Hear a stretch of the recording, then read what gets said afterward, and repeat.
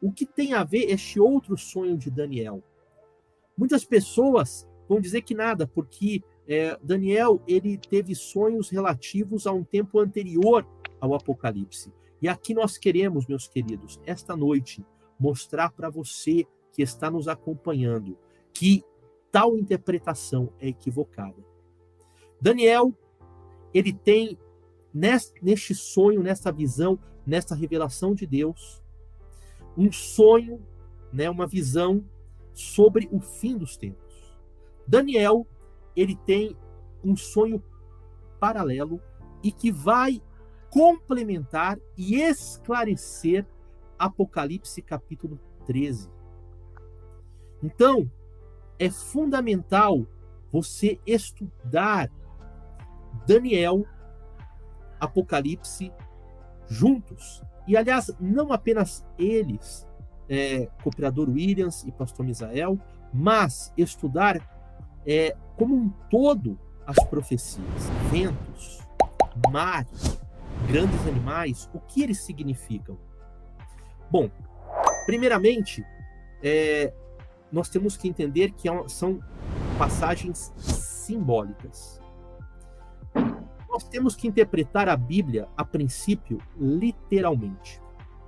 O que é mostrado é para ser praticado. Por exemplo, hoje, tem pessoas que quando vão falar do sétimo dia, o sábado, elas falam, não, porque para Deus tanto faz, porque o descanso final é no fim dos tempos, né? E para Deus todos os dias são iguais, e eu quero dizer que não. Porque há um mandamento, esse mandamento é literal, o quarto mandamento da lei de Deus, que nos diz, lembra-te do dia do sábado para o santificar. Então, meus queridos, nós temos que interpretar a Bíblia literalmente. A não ser quando a própria Bíblia, porque veja, a própria Bíblia se auto-interpreta. A própria Escritura interpreta a Escritura. O princípio, regra sobre regra, deve nos acompanhar no estudo da palavra de Deus. Então, quando isso acontece, aí nós podemos entender certas revelações como simbólicas. E é o caso de Daniel capítulo 7. Porque no mesmo capítulo 7, lá no verso 17, que eu não cheguei a ler no começo, mas ele vai falar o seguinte, presta atenção. Estes grandes animais, que são quatro reis que se levantarão sobre a terra. Então, veja, esta visão é simbólica, mas ela é baseada em fatos históricos e literais. Veja que a própria Bíblia nos ajuda a entender a Bíblia. Então, no versículo 17, nos é informado que esses quatro seriam quatro reis. Mas eu quero avançar um pouco mais.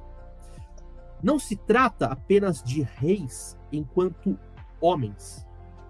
Porque alguém poderia falar, não, são pessoas. Por exemplo, um é Nabucodonosor, o outro é fulano de tal, o outro é Alexandre o Grande, o outro é Dário ou Ciro, ou coisa do tipo. Não.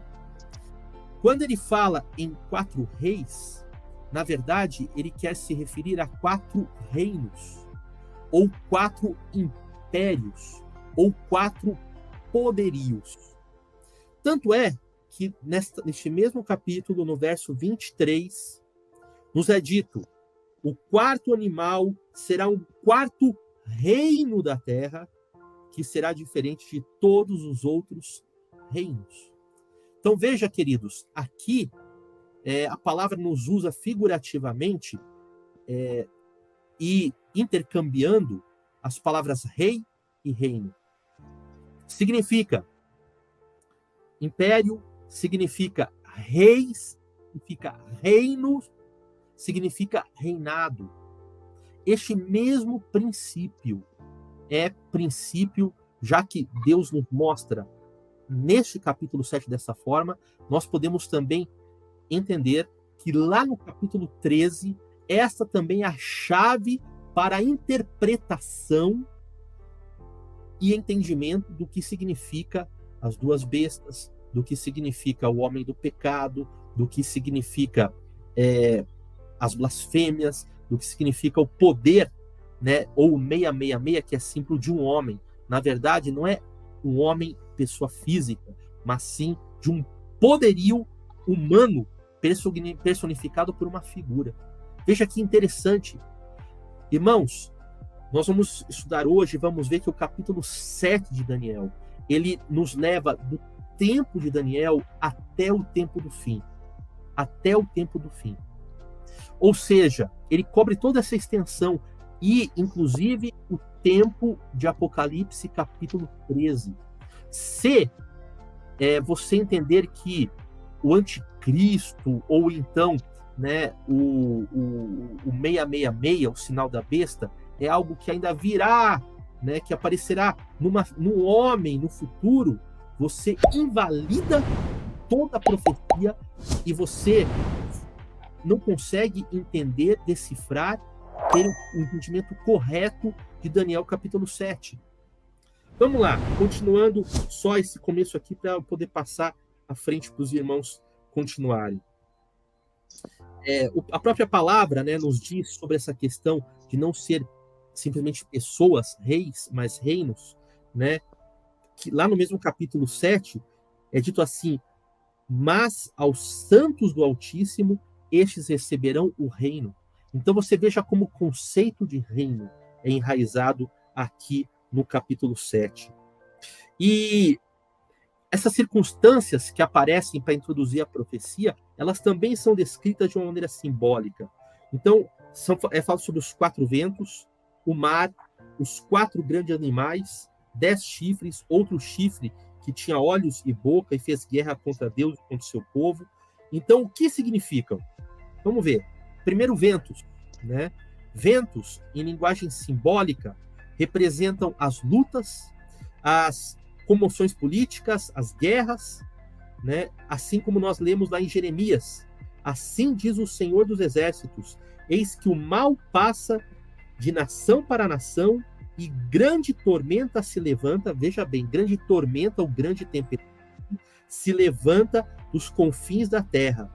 Os que o Senhor entregar à morte naquele dia se estenderão de uma a outra extremidade da terra. Não serão pranteados, nem recolhidos, nem sepultados, serão como esterco sobre a face da terra. Jeremias 25, 31 a 33. Então, repare, né, para nós entendermos o que significa ventos.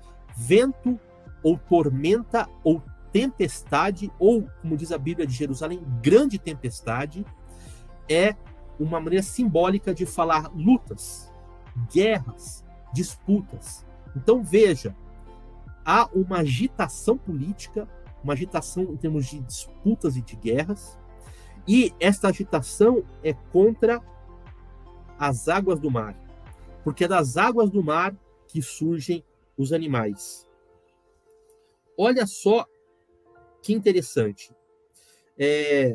Lá em João, lá em Apocalipse, quando o anjo fala com João, ele vai falar no capítulo 17 e verso 15, a seguinte instrução para o profeta apóstolo: as águas que viste, diz o anjo, são povos, multidões, nações e línguas.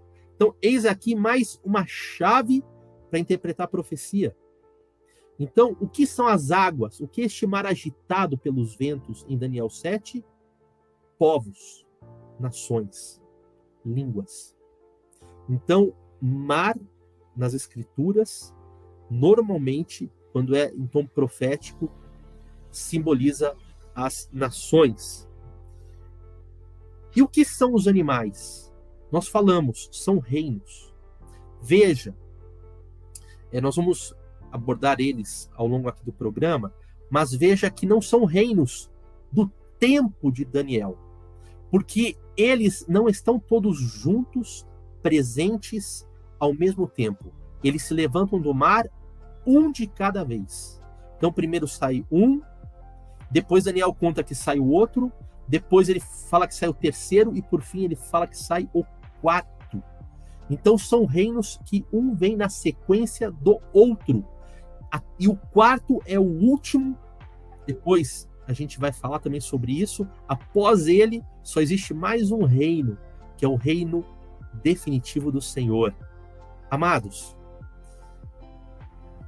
essa profecia, sim, Cooperador Williams, ela é diretamente ligada não somente a Apocalipse capítulo 13, Apocalipse capítulo 17, mas também é ligada a uma outra profecia que eu falei no começo, que Daniel, na verdade, um sonho que Daniel interpretou e que quem teve foi Nabucodonosor, que é o sonho da estátua. Então, a chave para nós compreendermos quem são os animais passa por nós também entendermos, né, quais são as partes da estátua de Nabucodonosor. E, queridos, vou dizer mais uma última coisa para vocês. Alguém pode questionar, mas então, se Deus já havia mostrado 60 anos antes para Daniel, por meio do sonho de Nabucodonosor, os reinos, então para que ele vai repetir de novo? Não foi suficiente a primeira visão? Como eu disse, o princípio bíblico é regra sobre regra. Você vai interpretando, porque a Bíblia não se contradiz, a Bíblia se completa. Um trecho explica o outro. Realmente, lá em Daniel capítulo 2, no sonho de Nabucodonosor, na estátua, Deus mostra os mesmos reinos que ele vai mostrar aqui no capítulo 7, mas com diferenças. Lá no capítulo 2, é mostrado o aspecto político desses reinos. Aqui no capítulo 7, ele mostra o aspecto religioso, ele mostra a sua relação, a relação verdadeira desses reinos, a relação, a natureza verdadeira desses reinos é desnudada.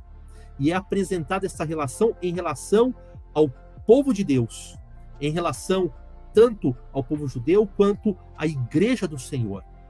Então, é mostrado que esses animais, os 4, são animais ferozes. Veja que na estátua não fala sobre ferocidade, mas aqui são mostrados 4 bestas terríveis e ferozes, porque esta é a natureza verdadeira destes reinos, de ferocidade e de perseguição contra os servos de Deus. Então, esse aqui é um preâmbulo, uma introdução, né, que eu estou fazendo aqui para que nós possamos entender, né, do que nós estamos tratando.